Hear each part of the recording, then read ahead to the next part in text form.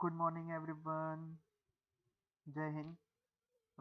पिछले लेक्चर में हमने करंट और करंट डेंसिटी हमने नया चैप्टर शुरू किया था। हमारा चैप्टर का नाम है conductor insulator conductor current and dielectrics. ठीक है, तो सबसे पहले हमने कल टॉपिक कवर किए, कल करंट और करंट डेंसिटी। फिर उसके बाद हमने करंट और करंट डेंसिटी के बीच का रिलेशन देखा। उसके बाद हमने एक relation between J and rho v यानी कि करंट डेंसिटी और चार्ज डेंसिटी के बीच का रिलेशन देखा। उसके बाद हमने point form of Ohm's law भी देखा। ठीक है, तो हमने ये कल 3 टॉपिक कवर करे हैं। तो अगर किसी ने नहीं देखा तो प्लीज़ जाके पहले पुराना वीडियो देखिए। ओके, तो आज का टॉपिक है हमारा कंटिन्यूटी इक्वेशन। तो कंटिन्यूटी इक्वेशन क्या है? सबसे पहले तो क्वेश्चन ये है कि कंटिन्यूटी इक्वेशन क्या होता है। कंटिन्यूटी इक्वेशन ये है कि आपका जो भी आपका कंडक्टर आपने लिया है वो कंडक्टर के अंदर यानी कंडक्टर में आपका जो भी करंट है, यानी जो भी आप अभी एक रिलेशन निकालेंगे, वो रिलेशन आपका हर जगह सेम होना चाहिए। हर जगह मतलब वो कंडक्टर के अंदर जितना भी करंट फ्लो हो रहा है वो हर करंट के स्मॉल पार्टिकल के लिए यानी स्मॉल एरिया के लिए भी आपका वो इक्वेशन प्रूफ होना चाहिए। उसी को हम कंटिन्यूटी इक्वेशन कहते हैं। ठीक है, तो कंटिन्यूटी इक्वेशन जो है वो आपका principal of conservation of charge पे डिपेंडेंट है। ठीक है, principal of conservation of charge पे आपका डिपेंडेंट है। तो ये जो प्रिंसिपल है आपका क्या कहता है?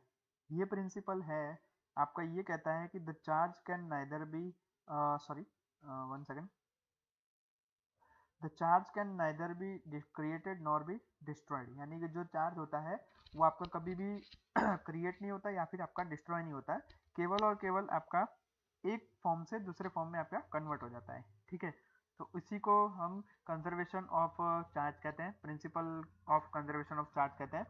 सो हम लोग क्या करेंगे, एक क्लोज सरफेस कंसिडर करेंगे। क्लोज सरफेस कंसिडर करेंगे एस। ठीक है, उसकी करंट डेंसिटी के साथ हम लोग कंसिडर करेंगे जिसकी करंट डेंसिटी होगी जे, और टोटल करंट उसमें से कितना फ्लो होगा? आई। आई टोटल करंट आपका फ्लो हो रहा होगा। ठीक है, थ्रू द सरफेस एस। सो हम आई और जे के रिलेशन जो हमने पिछले लेक्चर में पढ़ा है, तो उसके अकॉर्डिंग हम क्या लिख सकते हैं? आई इज इक्वल टू हम ये लिख सकते हैं कि जे डॉट डी एस बार। ये कैसे आया वो हमने कल प्रूफ किया है। ठीक है, तो यहाँ पे क्या है कि जो आपका करंट है वो करंट जो आउटवर्ड की तरफ फ्लो हो रहा है, किसमें से? क्लोज सरफेस के अंदर से आपका बाहर की तरफ फ्लो हो रहा है। ठीक है, इसका मतलब क्या है, क्यों ऐसा? क्योंकि हमने पहले भी देखा है कि जो पॉजिटिव चार्ज है, पॉजिटिव चार्ज का मतलब क्या है कि आपका जो करंट है वो बाहर की तरफ फ्लो हो रहा है, और अगर नेगेटिव चार्ज होता है तो करंट आपका अंदर की तरफ चार्ज होता है। ये हमने जब हमने जब स्टार्टिंग का चैप्टर जब पढ़ा था तब हमने देखा था कि करंट अगर आपका पॉजिटिव चार्ज होता है तो आपका बाहर की तरफ आता है, और अगर आपका नेगेटिव चार्ज होता है तो करंट फ्लो अंदर की तरफ होता है। ठीक है, इसीलिए आपका जो ये करंट है वो हमने पॉजिटिव चार्ज लिया है और उसको हम बाहर की तरफ फ्लो हो रहा है।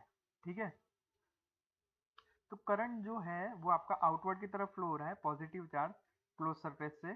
तो अकॉर्डिंग टू ये हमारा जो प्रिंसिपल है, according to the principle of conservation of charge, तो करंट अगर आपका बाहर निकल रहा है तो क्लोज सरफेस के अंदर कुछ ऐसा equal amount of positive charge होना चाहिए, कुछ इक्वल अमाउंट ऑफ चार्ज ऐसा होना चाहिए जो ये जो पॉजिटिव करंट आपका फ्लो हो रहा है बाहर की तरफ उसको अपोज करे, यानी कि दोनों इक्वल हो, दोनों इक्वल हो, ऐसा चार्ज आपका क्लोज सरफेस के अंदर होना चाहिए, तभी आपका ये जो conservation of conservation of charge का प्रिंसिपल है वो आपका सेटिस्फाई होगा।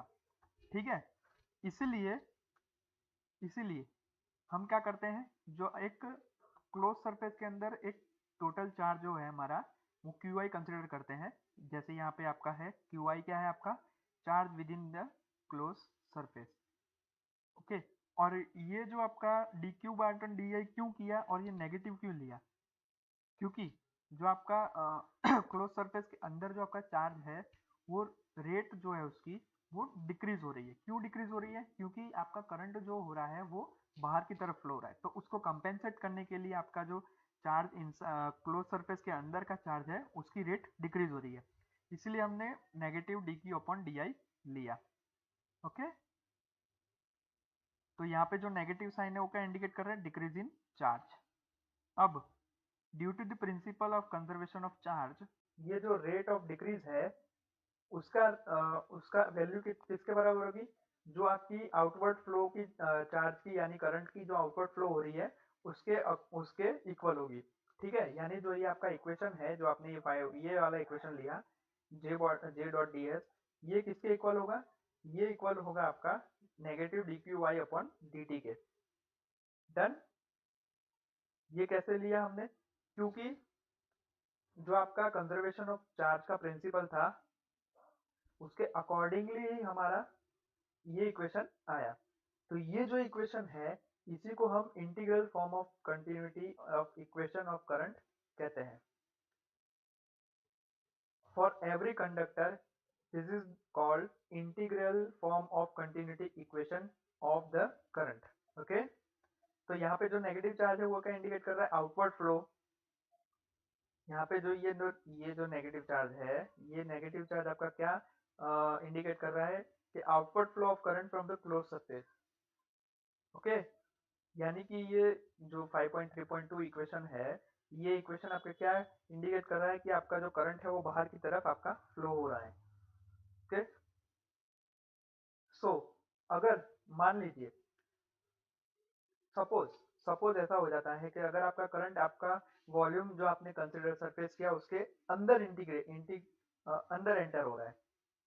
ठीक है, तो उससे क्या होगा, यहाँ पे आपका जो आपका ये D q i upon d T आपका नेगेटिव था, ये आपका पॉजिटिव हो जाएगा।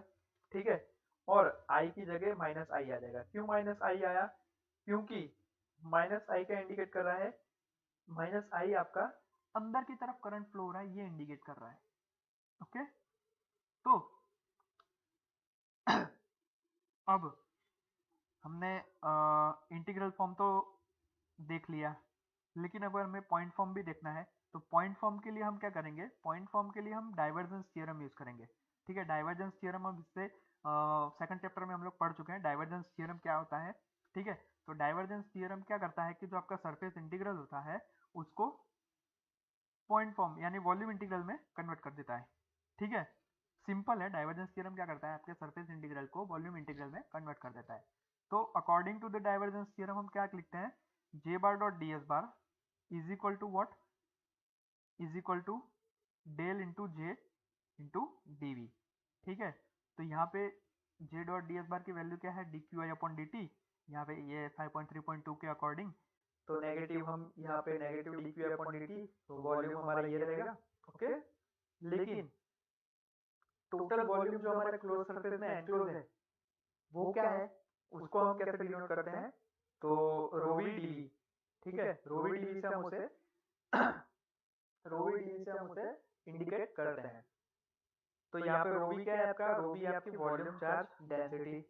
ओके, तो ये हम क्या करेंगे, क्यूआई जो है क्यूआई की वैल्यू हम इक्वेशन नंबर ये 5.3.4 के अंदर लिखेंगे।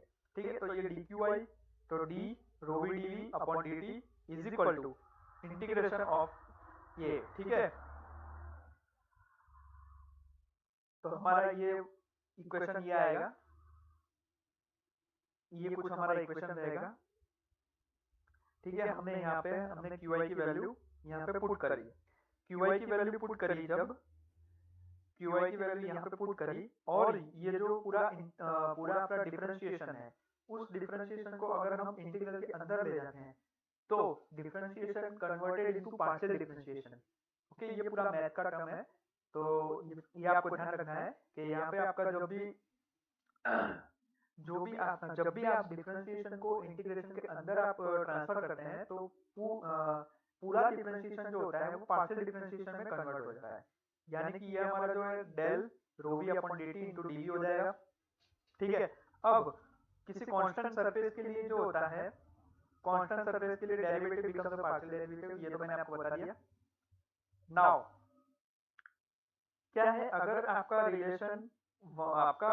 रिलेशन कोई भी वॉल्यूम के लिए अगर आपका सही है तो कोई भी इंक्रीमेंटल वॉल्यूम के लिए भी आपका जो ये रिलेशन आया यानी ये जो 5.3.7 इक्वेशन है, ये रिलेशन आपका किसी भी इंक्रीमेंटल वॉल्यूम के लिए सही होगा।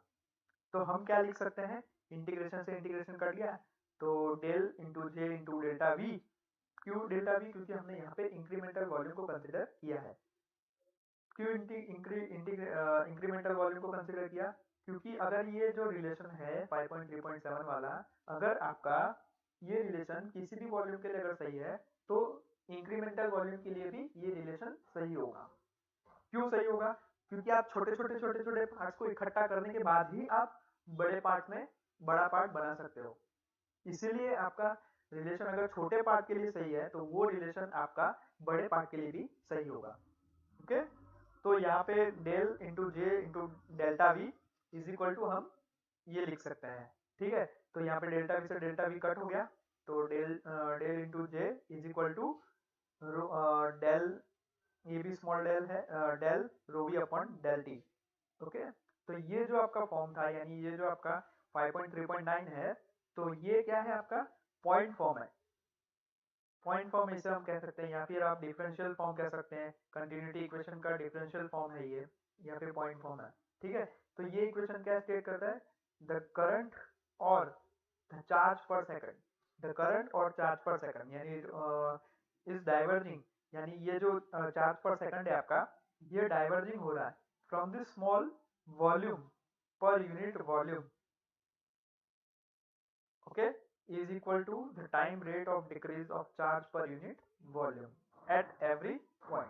तो ये था आपका पॉइंट फॉर्म। ठीक है, और जो हमने पॉइंट फॉर्म का इक्वेशन क्या है 5.3.9, ये आपका पॉइंट फॉर्म है। और हमने इंटीग्रल फॉर्म भी देखा, इंटीग्रल फॉर्म कौन सा है हमारा 5.3.2। डन। ओके, तो ये थे कंटिन्यूटी इक्वेशन। ओके, तो इसके क्वेश्चन किस तरीके से आ सकते हैं, तो इसका क्वेश्चन कुछ ऐसे तरीके से पूछ सकते हैं कि obtain the equation of continuity equation in integral and differential form. ये दोनों इक्वेशन अगर आपको पूछता है, तो आपका पूरा 7 मार्क्स का क्वेश्चन हो जाएगा। Okay, done. Now next topic है स्टेडी करंट। इसके बाद हमारा कंटिन्यूटी इक्वेशन के बाद स्टेडी करंट है। ये छोटा सा टॉपिक है, ये हम थोड़ा आउट ऑफ द कोर्स जा रहे हैं। ठीक है, तो ये देख लेते हैं स्टेडी करंट क्या है। तो steady current which are not function of time. ठीक है, यानी जो आपका del rho v upon del t था, उससे हम जीरो लिख सकते हैं। ठीक है, यहाँ पे अगर आपका del rho v upon del t आपका जीरो हो जाता है, तो यही आपका एक तरह का स्टेडी करंट कहलाता है। ठीक है, ऐसे करंट के लिए the rate of flow of charge remains constant with time. ठीक है, यानी डेल रो वी की जो वैल्यू है, वो हर एक टाइम के लिए आपका सेम रहेगा। इसीलिए आपका स्टेडी करंट का जो होता है, steady current have a no source और sink as it is constant. ठीक है, the area shrink to a point, the above equation becomes sigma I at a point 0। This is nothing but field equivalent of KCL। ठीक है, तो steady current क्या है आपका delta into J is equal to zero. Simple है, आपका जो भी आपका फ्लो ऑफ चार्ज है वो कांस्टेंट रहता है आपका टाइम के साथ, उसी को हम स्टेडी करंट कहते हैं। सिंपल। ओके, तो ठीक है, आज के लिए फिलहाल इतना ही था। अब नेक्स्ट लेक्चर में हम कुछ बाउंड्री कंडीशंस के बारे में पढ़ेंगे, और डाइलेक्ट्रिक मटेरियल क्या होता है, यानी डाइलेक्ट्रिक कैसे कहते हैं, वो भी जानकारी हम नेक्स्ट लेक्चर में ले लेंगे। तब तक के लिए टाटा, जय बाय, जय टाटा, जय हिंद।